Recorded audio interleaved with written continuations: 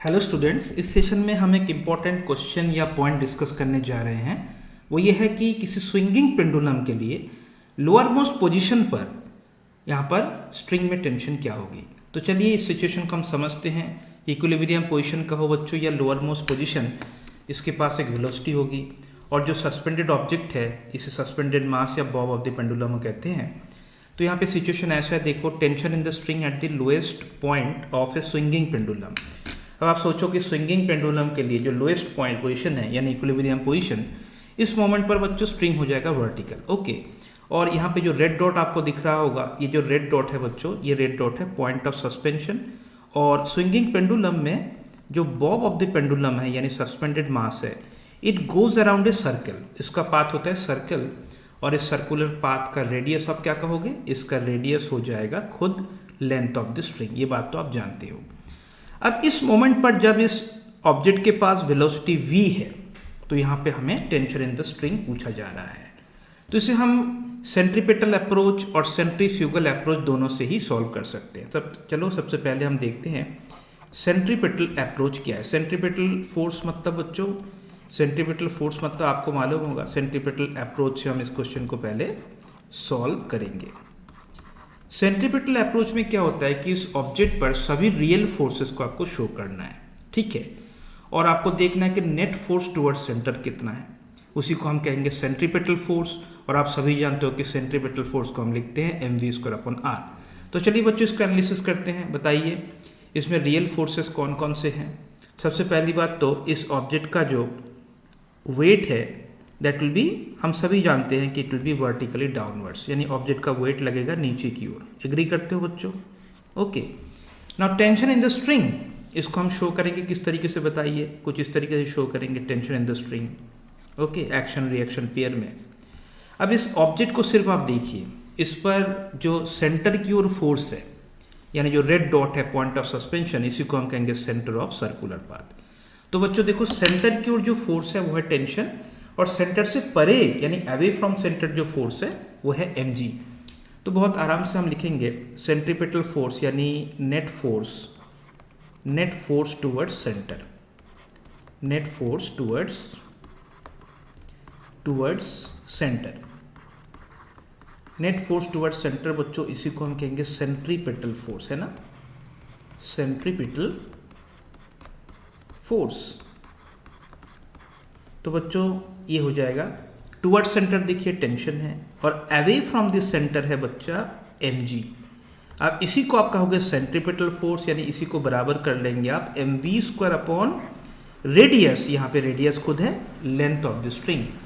तो इस बैलेंसिंग से आपको बच्चों मिल जाएगा कि टेंशन हो गया mg + mv²/L, ठीक है। तो लोअर मोस्ट पोजीशन पर स्ट्रिंग रहेगा वर्टिकल, तो वहाँ पे टेंशन हो जाएगा mg + mv²/L, जहाँ पर v इसका मीन पोजीशन को क्रॉस करता हुआ स्पीड है। ओके, दूसरा है student centrifugal approach. Centrifugal approach क्या है बताइए।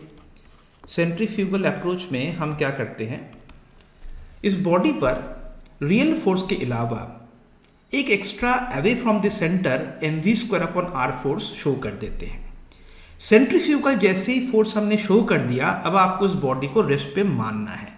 तो प्यारे बच्चों देखो, ये है स्विंगिंग पेंडुलम और ये मान के चलो point of suspension in centre of circular path है। अब सेंट्रीफ्यूगल अप्रोच से हम इस तरीके से शो करेंगे।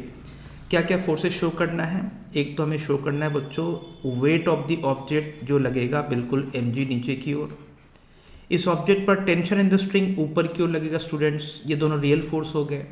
अब देखिए स्यूडो फोर्स यानी centrifugal force away from the centre आपको शो करना पड़ेगा, वो बनेगा mv²/r और यहाँ पे r है L, ठीक है। एक बार आपने सेंट्रीफ्यूगल फोर्स शो कर दिया, अब आप सिंपली रेडियल इक्विलिब्रियम यानी टुवर्ड सेंटर वाला जो लाइन है, रेडियस वाला जो लाइन है, उसमें इक्विलिब्रियम आप देखेंगे, बॉडी को रेस्ट पे मानेंगे आप। तो बच्चों देखो, टुवर्ड सेंटर फोर्स है T और away from the centre force है mg और सेंट्रीफ्यूगल फोर्स जो कि mv²/L है। यानी दोनों ही अप्रोचेस से आपको जवाब वही मिल रहा है, ठीक है, कि टेंशन इज mg + mv²/L। तो चलिए क्वेश्चन ट्राई करते हैं। स्टूडेंट्स ये क्वेश्चन बहुत कॉमनली आस्क्ड है और ये पर्टिकुलर वैल्यू आपको याद रखना है जो रिजल्ट आएगा।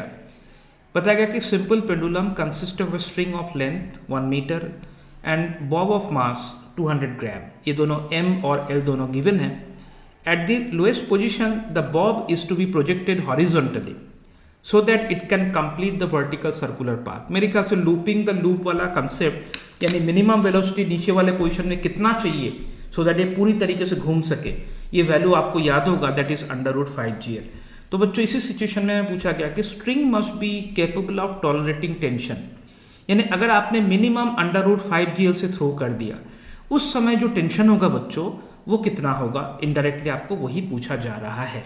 मतलब मिनिमम टेंशन मतलब टेंशन टॉलरेटिंग मतलब टॉलरेंस टेंशन कितना होना चाहिए।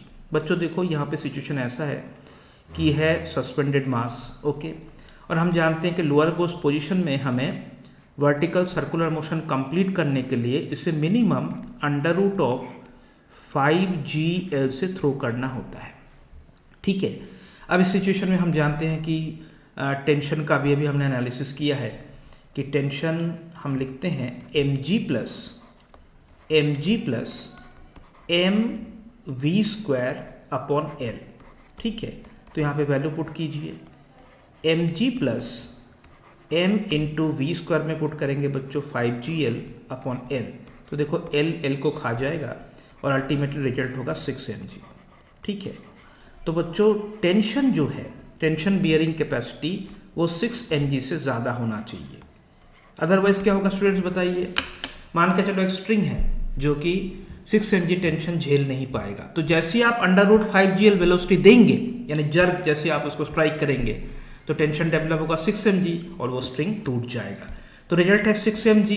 इस क्वेश्चन में students mass of the object given था 200 ग्राम यानी 0.2 kg कह सकते हो। तो यहाँ पे जो क्रिटिकल टेंशन है आप उसे कहेंगे 0.2 इंटू 6 इंटू जी का वैल्यू 10। तो यानी बच्चों यहाँ पे हो जाएगा answer 12 newton should be the minimum tension tolerating capability, यानी 6 times the weight of the suspended mass. ठीक है, तो इस बात को आप जरूर से याद रखिए।